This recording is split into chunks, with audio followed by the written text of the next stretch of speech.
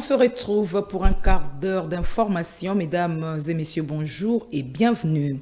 Agression de la République démocratique du Congo par le Rwanda. Les forces de défense du Rwanda et leurs supplétifs du M23 ne respectent pas les cessez-le-feu convenus à Luanda, ce que dénonce la ministre d'État, ministre des Affaires étrangères, Thérèse Kaikwamba. C'était lors de son discours en face des diplomates accrédités en République démocratique du Congo. La chef de la diplomatie congolaise a également évoqué la dénonciation par le gouvernement des attaques de brouillage du système GPS et usurpation d'identité qui affectent l'espace aérien de la province du Nord Kivu. On l'écoute.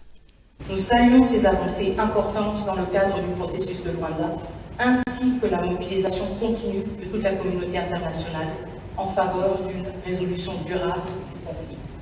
Cependant, nous avons aussi l'obligation de porter à votre connaissance des faits graves et dangereux, à savoir que malgré le cessez-le-feu, sur le terrain, les RDF et leurs supplétifs se sont une fois encore illustrés par leur violation de la trêve humanitaire et du cessez-le-feu de l'eau, notamment par l'occupation de 3 localités dans le territoire de Rutshuru, à savoir Nyamilima, Ishasha et Nyakokoma. Aussi, le 29 juillet, le gouvernement de la République démocratique du Congo a dénoncé, à travers un communiqué de presse, des attaques de brouillage des systèmes GPS et d'usurpation d'identité qui affectent l'espace aérien de la province du Nord Kivu, autour en particulier des villes de Goma, Beni, Butembo, Kibumba et Kanyabayonga. Le gouvernement congolais a saisi l'Organisation de l'aviation civile internationale ainsi que la Commission africaine de l'aviation civile à ce sujet. Le gouvernement de la République démocratique du Congo se voit dans l'obligation de vous informer, car mieux vaut prévenir des drames qui pourraient survenir et causer la mort tragique de milliers de passagers civils des compagnies aériennes internationales et nationales qui desservent cette partie de la République démocratique du Congo, suite aux risques et dangers d'éventuels crashs d'avion. Ces actes de trop doivent être condamnés par tous. Ils compromettent gravement la sécurité du transport aérien civil, posant un risque significatif pour tous les vols, y compris les compagnies aériennes commerciales. De plus, le gouvernement congolais se doit d'aviser la communauté internationale que ces actes mettent aussi en danger les missions humanitaires essentielles menées pour soutenir les populations locales victimes de la guerre d'agression rwandaise. Le gouvernement de la République démocratique du Congo condamne fermement cet énième acte d'agression et en violation de la Convention de l'aviation civile internationale de 1940. De son côté, la société civile urbaine de Goma a vivement salué la mesure prise par la 34e région militaire, obligeant tous les policiers et militaires qui sont logés en dehors du camp militaire de se faire identifier auprès des autorités locales. Le président de la société civile, Marion Ngavo, plaide par ailleurs pour la mise en place d'une commission chargée de la logistique et l'administration militaire en lieu et place des civils. Nico Kassanda signe ce reportage. C'est avec satisfaction que la société civile de Goma a accueilli le communiqué publié par la 34e région militaire qui invite tous les policiers et militaires qui ne vivent pas dans le camp militaire de se faire identifier auprès des autorités locales. Le communiqué de la 34e région qui demande à tous les militaires et policiers qui ne sont pas dans les camps, qui sont dans la cité avec la population, n'est-ce pas, de se faire identifier auprès des cadres locaux, des autorités locales qui sont des chefs de quartier.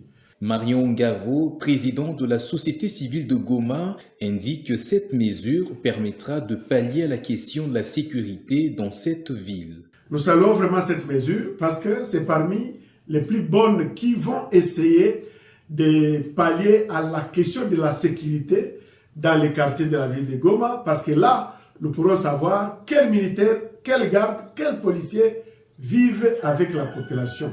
Ce leader de la société civile s'inquiète par ailleurs que cette charge soit confiée aux chefs des quartiers non militaires et dépourvus des connaissances en matière d'armement. Nous nous inquiétons du fait que cette charge est donnée, n'est-ce pas, aux chefs des quartiers, qui ne sont pas des militaires d'abord.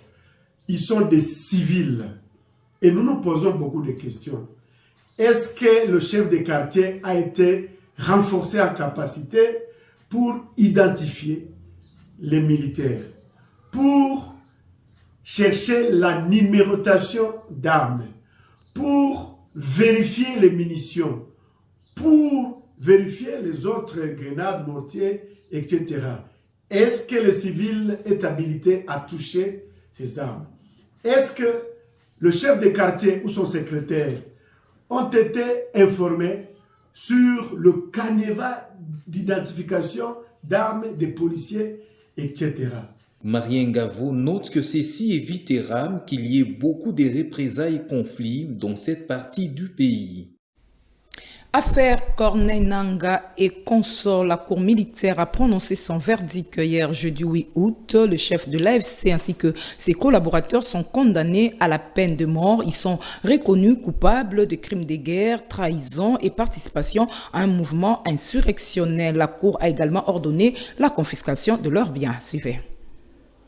Pour le prévenu Corneille Nangaa Yopelo, à la question de savoir si le prévenu est coupable des infractions des crimes de guerre, de participation à un mouvement insurrectionnel et de trahison mise à sa charge, à la majorité de voix de ses membres, la Cour militaire de Kinshasa-Gombe répond oui. À la question de savoir s'il y a lieu de retenir en sa faveur des circonstances atténuantes, à la majorité de voix de ses membres, la Cour militaire de Kinshasa-Gombe répond non. À la question de savoir si peut lui être appliquée une sanction pénale, à la majorité de voix de ses membres, la Cour militaire de Kinshasa-Gombe répond oui. En conséquence, les condamne par défaut à la peine de mort, à la participation à un mouvement insurrectionnel, par défaut à la peine de mort pour crime de guerre et enfin par défaut à la peine de mort pour trahison. Faisant application de l'article 7 du Code pénal militaire, retient l'unique peine la plus forte, soit la peine de mort. Ordonne son arrestation immédiate. Ordonne la confiscation de ses biens tels que consignés dans le procès verbal des ministres sous séquestre au profit de l'État congolais. Mais les frais d'instance à charge du trésor public.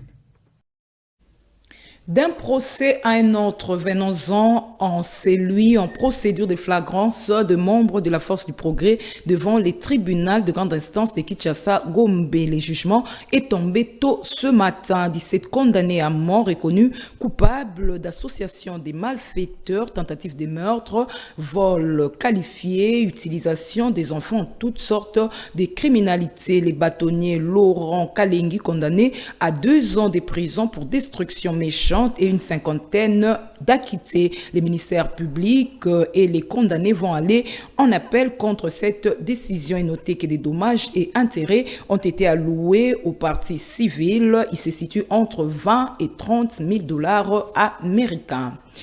Chambre haute du Parlement initialement prévue pour ce vendredi 9 août, la campagne électorale pour les candidats à l'élection du bureau définitif du Sénat est reportée à une date ultérieure. Raison avancée, les problèmes d'ordre sécuritaire et logistique. De ces faits, l'élection des membres du bureau définitif du Sénat de la RDC prévue le samedi 10 août est aussi reportée. Les détails du nouveau calendrier réaménagé seront communiqués dans les prochaines heures.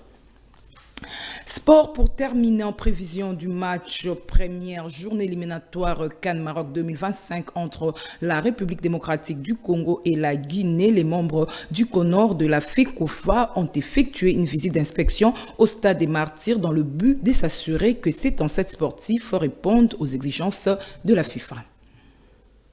C'est en prélude du match que nous aurons le 6 septembre contre la Guinée.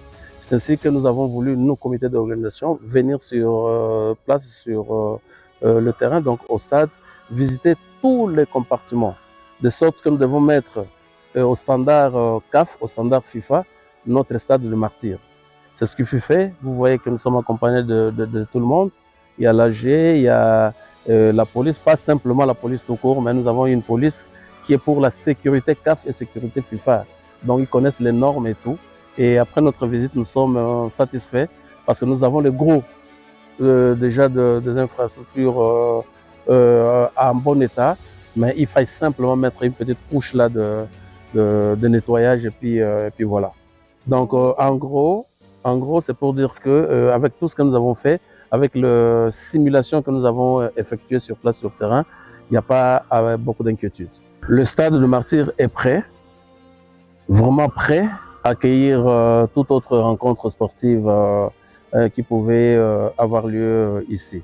Donc là, nous certifions également que tous les aspects ont été pris en compte, notamment la sécurité, pour la quiétude des gens et tous ces aspects-là. C'est pourquoi, voilà, nous sommes toute une cohorte de service ici pour cette histoire-là. Donc le stade est prêt, il n'y a aucune inquiétude que nous pourrons exprimer en ces jours-ci. Voilà qui met fin à ces bulletins d'information. Mesdames et messieurs, merci de nous avoir suivis.